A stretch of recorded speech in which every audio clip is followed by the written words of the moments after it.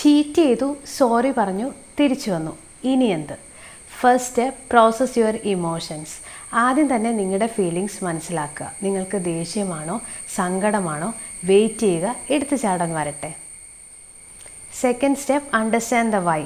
നിങ്ങളുടെ റിലേഷൻഷിപ്പിൽ പ്രോബ്ലം ഉണ്ടായിരുന്നോ? എന്തുകൊണ്ട് അവർ ചീറ്റ് ചെയ്തു?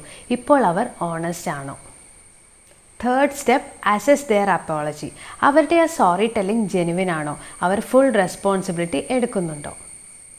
Fourth one, ask some questions to your self.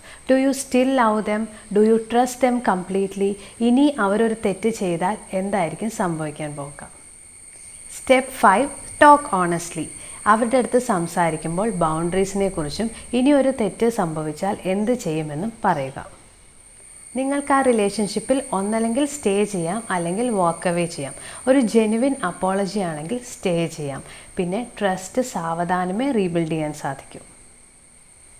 വീണ്ടും അവരുടെ ഭാഗത്തു നിന്ന് ചീറ്റിംഗ് തോന്നുകയാണെങ്കിലും അവർ നിങ്ങളെ ബ്ലെയിം ചെയ്യുകയാണെന്ന് തോന്നുകയാണെങ്കിലും റെസ്പെക്റ്റും കെയറും തോന്നുന്നില്ലെങ്കിലും നിങ്ങൾക്ക് വാക്ക് അവേ ചെയ്യാം.